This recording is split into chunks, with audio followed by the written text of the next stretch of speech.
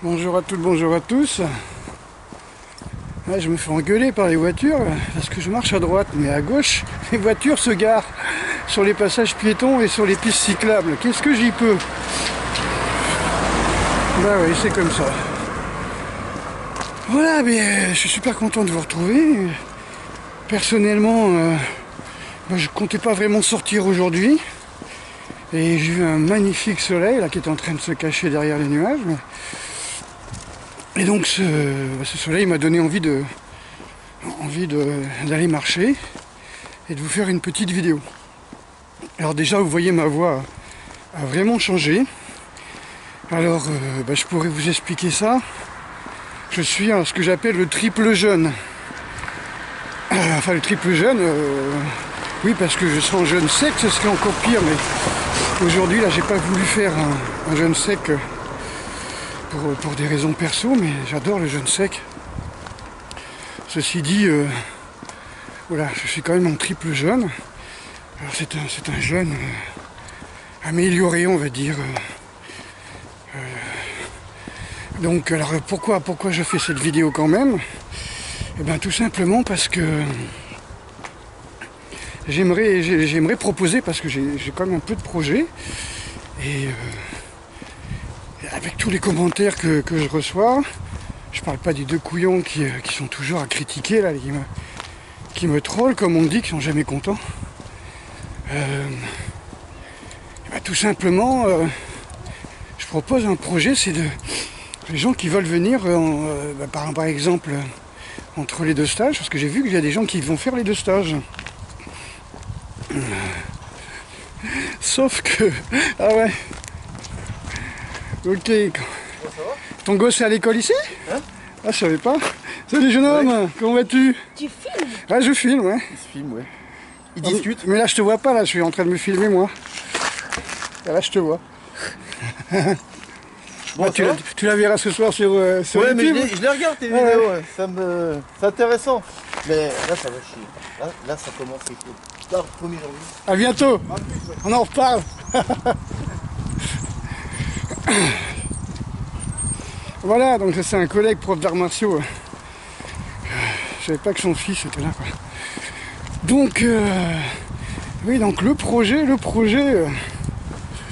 c'est quoi? Le projet, c'est les stagiaires qui vont venir aux deux stages, et c'est simplement de s'entraîner tous les jours entre les deux stages. Tout simplement, c'est-à-dire, s'ils restent sur Saintes, comme je vous dis, il y a des cavalcades, il y a des fêtes pour Noël, mais travailler sur le jeûne, travailler sur l'assouplissement. En ce moment, j'ai beaucoup travaillé, surtout hier, sur le mal au dos. Vraiment sur la sollicitation de la ceinture lombaire. Donc j'ai fait une vidéo sur les kettlebells, et puis juste avant, j'avais fait 1 heure d'assouplissement sur les lombaires. Alors j'étais complètement relâché, j'avais le ventre en avant, j'étais quand même relativement cambré, et j'ai pas beaucoup aimé, j'ai pas beaucoup apprécié cette vidéo. Voilà, donc j'ai failli ne pas la mettre, tout simplement parce que ça me mettait pas une bonne posture. Parce que faire une vidéo sur les gainages de la ceinture abdominale, c'est-à-dire des abdos, les grands droits des lombaires, des obliques, des transverses, alors qu'on vient de faire 1 heure d'assouplissement pour les élèves sur les lombaires, évidemment c'est antinomique, et puis ça va contrarier un petit peu, mais bon voilà, je l'ai fait, je l'avais promis, c'est pas grave. J'en ai pas souffert, voilà, donc j'ai gardé ma souplesse quand même. C'est pour ça que j'ai pas beaucoup travaillé avec les kettles, c'est pour ça que j'ai pas pris des kettles trop lourdes. C'est pour pas trop me casser la souplesse que je venais de... Parce qu'on ne travaille pas la souplesse, on ne travaille pas la muscu, ça c'est encore des mots. C'est un petit peu comme quelqu'un qui dit j'ai mal au dos, quoi. Ou je me suis fait une déchirure musculaire. Ce sont des termes complètement, comment on peut dire... des termes vagues, vous voyez, très très vagues. Quand on dit je me suis fait une déchirure, généralement c'est une contracture. Le gars qui s'est fait une déchirure parce qu'il est parti un peu rapide sur son footing, ça veut dire tout simplement que il s'est contracté, et puis le muscle est resté contracté. Donc est-ce que c'est un manque de magnésium, un manque d'échauffement, voilà. Mais une déchirure, le type il serait par terre en train de hurler, quoi. Donc ce serait directement l'hôpital pour aller recoudre tout ça. Donc c'est pas une déchirure, hein. C'est comme je me suis foulé la cheville, une foulure, c'est pareil, ça ne veut pas dire grand chose, quoi. Est-ce que l'articulation est déchirée? Est-ce qu'elle est simplement lésée? Est-ce qu'elle est déboîtée? Voilà, faut être précis, hein. Mais beaucoup de gens ne sont pas précis. Alors, je vais faire le grand tour là parce que franchement, il fait bon marcher, là je commence à avoir trop chaud.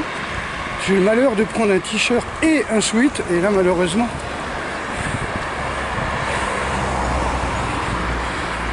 au bout de 10 minutes de marche, on étouffe. Donc, oui, proposer donc aux stagiaires qui restent entre les deux stages.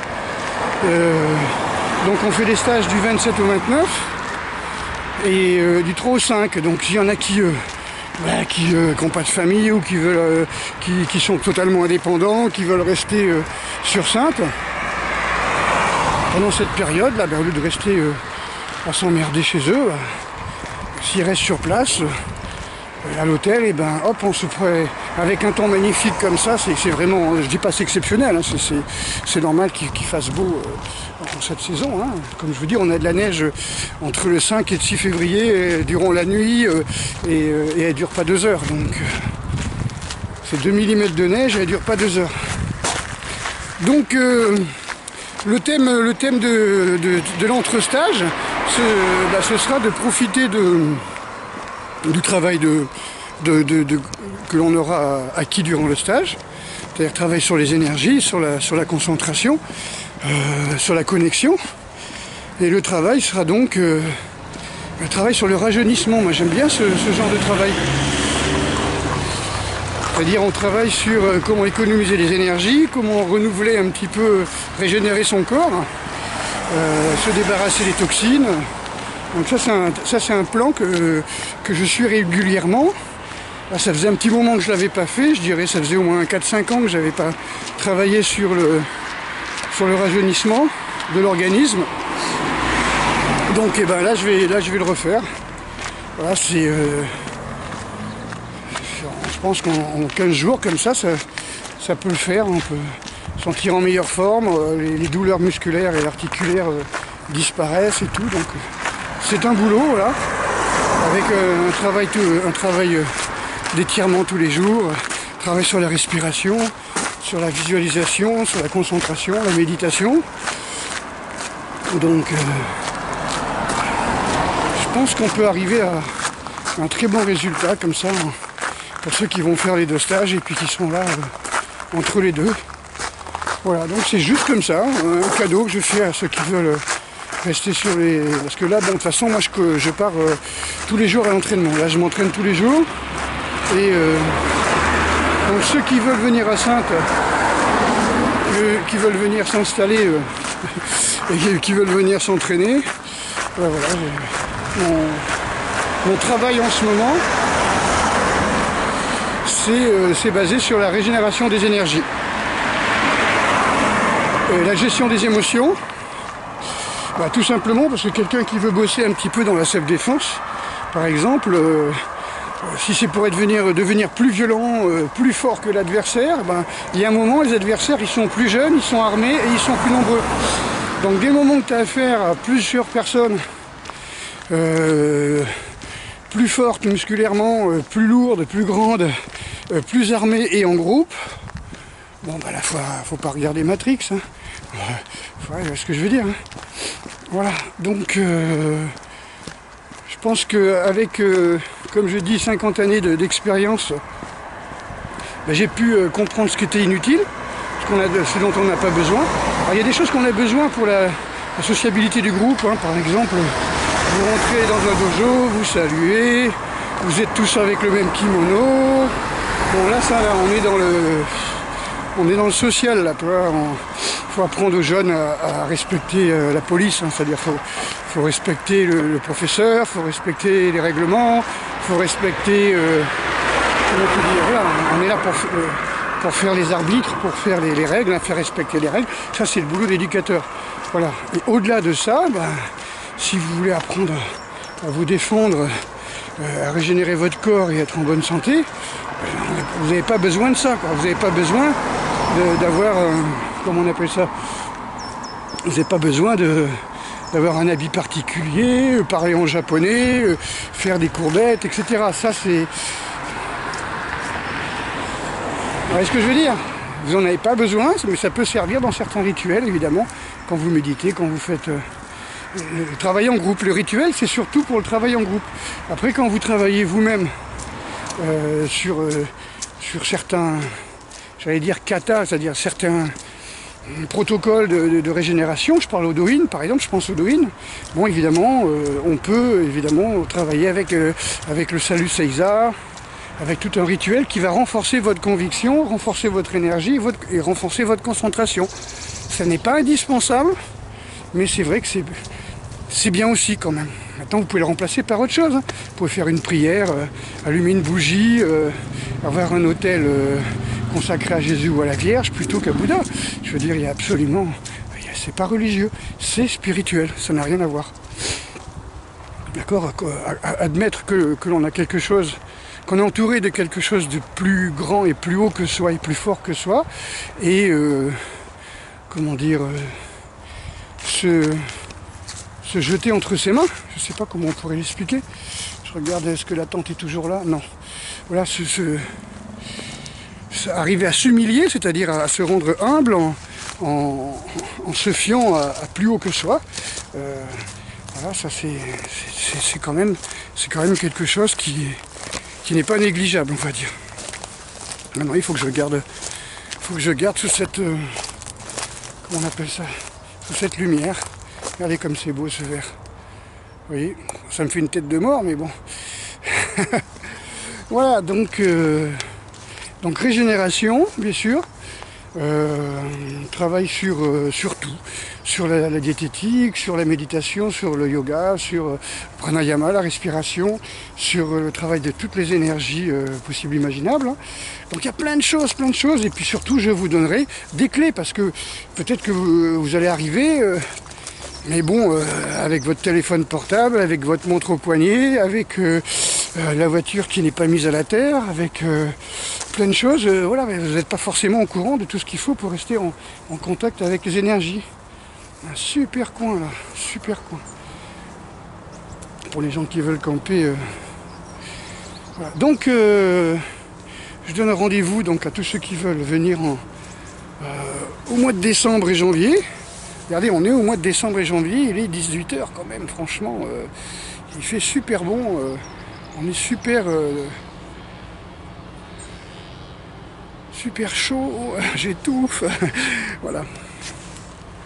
Ok, voilà, on m'a reproché de demander de l'argent, de ne pas être bénévole, je veux dire, au bout de... J'ai commencé mon bénévolat, j'avais 10 ans, c'était la protection de la nature, des animaux, jeunes amis des animaux de la nature, hein, avec le groupe de Jean-Paul Stégère, qui s'appelait le Club Chouette, après le Panda Club Chouette, parce que le panda, tout comme la chouette, étaient des animaux en voie de disparition. Donc quand on s'est mis avec le WWF, là, World Wildlife Fund, c'est devenu le Panda Club Chouette. Donc on a été à la Gacilly, à la ville d'Yves Rocher. Yves Rocher était maire de cette ville, et on a fait des conventions, etc. On a défilé contre la tenderie, on a manifesté, voilà, on a fait des tas de choses aussi. Hein. Donc voilà, j'avais 10 ans, quoi. Donc moi je suis dans le bénévolat depuis plus de 50 ans, quoi. Ça fait 52 ans que je suis bénévole. Et ben là, on m'annonce une retraite en gros à 400 €, quoi. Donc il y a un moment, je dis aux gars, ben voilà, si vous pouvez m'aider à monter une entreprise ou même à avoir un micro-salaire à mon club, ça m'intéresserait. Parce que le bénévolat, il a une limite. Hein. Alors quand on vous dit faut être bénévole, alors non seulement plus vous êtes bénévole dans le monde des arts martiaux ou des sports de combat ou même du mouvement sportif, plus vous êtes bénévole, plus vous faites de la concurrence déloyale à ceux qui sont brevets d'État, qui ont une licence TAPS. Moi j'ai les deux, j'ai le BPGEPS, le brevet d'État et la licence TAPS. Et tous les gens qui sont bénévoles dans la ville me font de l'ombre. Il y a des mecs qui vont faire des une année de cours à 80 € par exemple, parce qu'eux ils ont déjà un boulot, alors les 3/4 ils sont fonctionnaires, ou bien ce sont des retraités qui s'occupent des associations et qui donc ont des retraites à 1500 € quoi. Donc oui, souvent des retraites de services publics. D'ailleurs Saintes est une ville de fonctionnaires, hein. Je vous l'ai expliqué, hein. A été faite par les Romains pour mettre l'administration, hein. Protégée par l'armée, il y a toujours eu l'armée et les fonctionnaires à Saintes, en grand nombre, hein. Voilà, donc oui, comme j'ai dit, j'ai fait le maximum de mon maximum pour être bénévole. Je pense pas qu'il y ait quelqu'un qui a fait plus que moi, peut-être Mère Teresa, hein. Même si elle a commencé une fois qu'elle était à sa retraite d'enseignant à partir, s'occuper des enfants, on va dire, mais à l'âge de 62 ans, je crois, à mon âge, je crois, ouais, c'est ça. Elle est partie là-bas, quoi. Mais bon. Ceci dit, ouais, j'ai donné le maximum que je pouvais, le maximum de mon temps. J'ai fait des magazines gratuitement, des traductions de livres d'Atsumi Sensei gratuites pendant plus de 30 ans. Là, j'ai offert pas mal de choses, j'ai sacrifié énormément de choses, hein. Donc ceux qui me connaissent savent de quoi je parle, hein. J'ai sacrifié une bonne partie de ma vie. Et je trouve ça fantastique, quoi. Donc maintenant, est-ce que... Je ne demande pas aux gens de faire pareil, hein. Je dis simplement...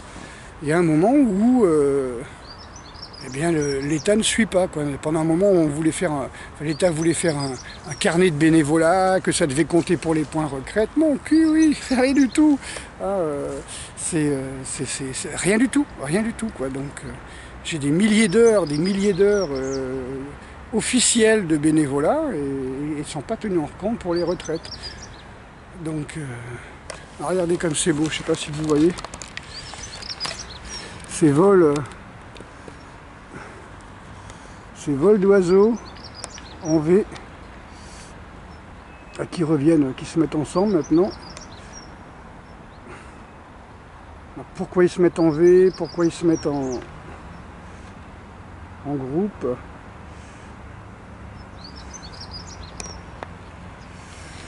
Voilà, donc effectivement, oui. Il y a un moment où, ben voilà, moi aussi, je m'humilie c'est-à-dire que je me rends humble, tout simplement, hein, en faisant des appels aux dons. Et puis, voilà, tous les moines vivent de dons, tous les gens qui passent leur vie en bénévolat vivent de dons, quoi. Moi, j'ai pas des parents qui m'ont laissé une maison. Hein, si j'avais une maison, je l'aurais déjà transformée depuis 20 ans en centre d'entraînement. Si je ne payais pas de loyer, je ferais les entraînements gratuits. Voilà, j'aurais mon jardin, on ferait la permaculture avec les stagiaires et les élèves, et puis ce serait pratiquement gratos. Mais je me suis fait chier à payer comment on appelle ça, des formations à 3000 €, et puis je suis toujours bénévole. Vous voyez, parce qu'on n'a aucune subvention, parce qu'il y a des clubs qui se tapent toutes les subventions de la mairie, quoi. Voilà. Ok, donc c'est quand même une ville, c'est pas une ville que de fonctionnaires, hein, et de militaires à Saintes, hein. C'est une ville de francs-maçons où chacun se partage la galette entre frères de loge. Donc évidemment, moi je ne veux pas rentrer dans ces groupes-là.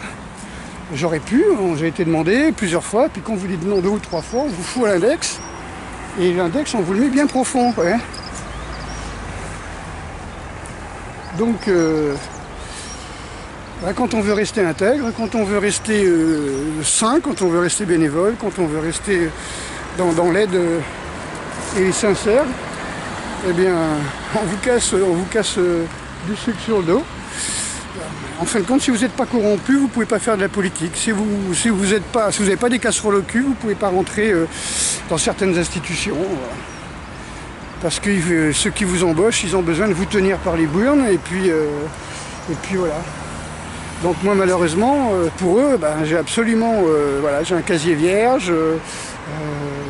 Tous ceux qui ont voulu me faire chier en voulant me foutre au tribunal parce que je les dérangeais, parce que je leur faisais de l'ombre, c'était comment on appelle ça, des sans suite, hein, vous savez comme on dit là, des plaintes sans suite, des gens qui veulent m'emmerder, tout simplement parce que je pense pas comme eux, parce que je leur explique que leur karaté c'est pas un art martial japonais, c'est okinawayen. Okinawayen est un royaume indépendant qui a eu 90% de culture chinoise et qui n'a été japonais que par la force, on va dire, 25 ans avant que le karaté soit amené au Japon, mais sous forme de boxe chinoise, hein, d'Okinawa. Donc voilà. Et bien sûr, ça n'a pas été interdit par MacArthur pendant l'occupation américaine. Vous savez qu'Okinawa a été occupé pendant 27 ans par les Américains. C'est-à-dire jusqu'en 72, de 45 à 72, Okinawa était américain. C'était un territoire américain par rapport à la Corée, vous voyez, machin nucléaire et tout. Et encore aujourd'hui, il y a des bases américaines où les Japonais balancent où les Américains, pardon, balancent des munitions à l'uranium appauvri. Hein. Enfin, appauvri, voilà, ils balancent encore de l'uranium. Malgré Hiroshima, Nagasaki, le Japon continue à être un laboratoire d'expérimentation pour les scientifiques et les militaires. Mais le Japon s'en fout, c'est à Okinawa, vous voyez ce que je veux dire. Donc Okinawa est aussi japonais que la Tunisie et l'Indochine, Tananarive et l'Algérie étaient françaises, vous voyez. C'est-à-dire, ce sont des territoires dont les nationalistes n'ont absolument rien à foutre, quoi.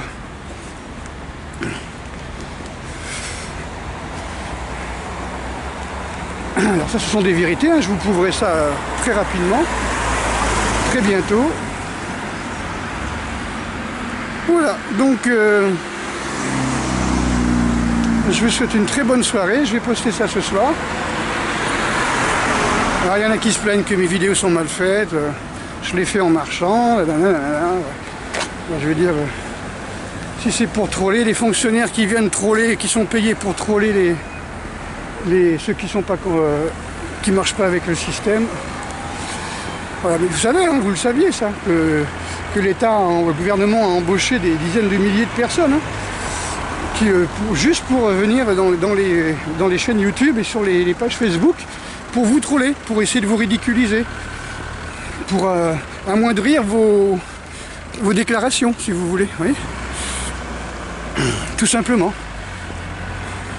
Il y a que les mecs qui vont essayer de me faire dire que toute mon expérience dans les arts martiaux, toute mon expérience, tout ce que je dis, tout ce que est faux, quoi, tout ce que j'ai vécu est faux, quoi, j'ai rêvé, quoi, c'est eux qui ont raison, quoi. Les mecs, ils ont peut-être 24 ans, quoi.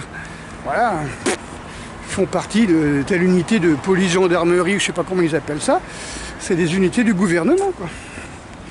C'est des fonctionnaires payés pour lutter contre la vérité et pour protéger un espèce de gouvernement d'escrocs. C'est-à-dire des gens qui viennent de se voter une loi pour pas qu'on exige qu'ils aient un casier vierge pour être au gouvernement. Non mais merde, moi je suis président d'association, je fais des cours bénévolement.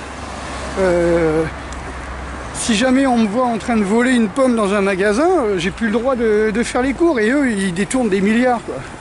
Faut arrêter les conneries, quoi. Ils piquent votre argent, ils vous bourrent de taxes.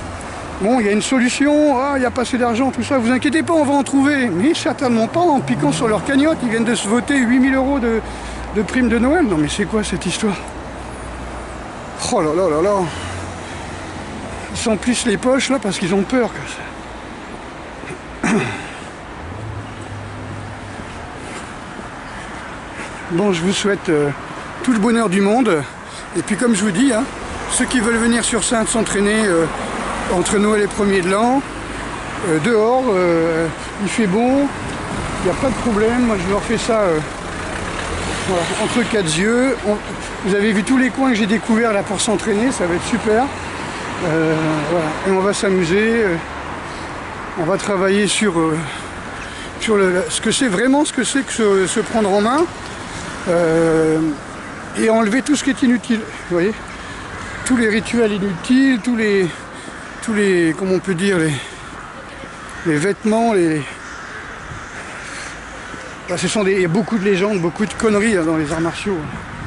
Beaucoup de conneries.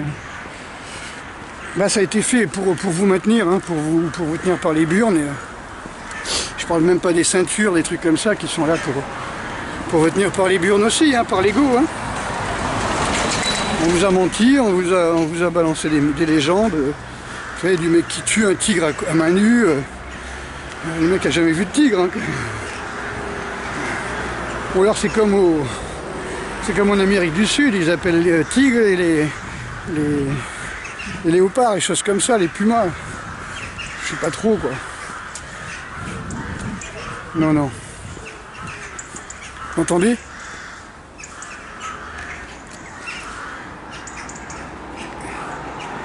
Les corneilles et les corbeaux, c'est plus des corneilles. Ou des choucas. Ouais, c'est petit, c'est là, des choucas. Les choucas des tours. On m'a dit, si tu les vois en groupe, c'est des corneilles.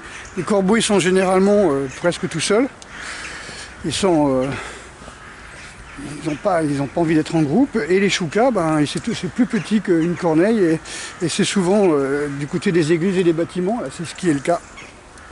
Et d'ailleurs, un truc marrant, c'est au Japon, là, au temple de Meiji. On était descendu à Meiji-Gumae. C'est pas loin de l'ambassade de France d'ailleurs, au Japon, à Tokyo. Et on avait été au temple Meiji. Donc ça s'appelle Meiji-Jingu. C'est le grand jardin, enfin, les grands bâtiments avec un grand torii quand on rentre. C'est mes souvenirs de 1990. Donc. Et quand je suis rentré, j'ai vu des corbeaux, mais on aurait dit des faucons, quoi. Je veux dire, des corbeaux de la taille des faucons.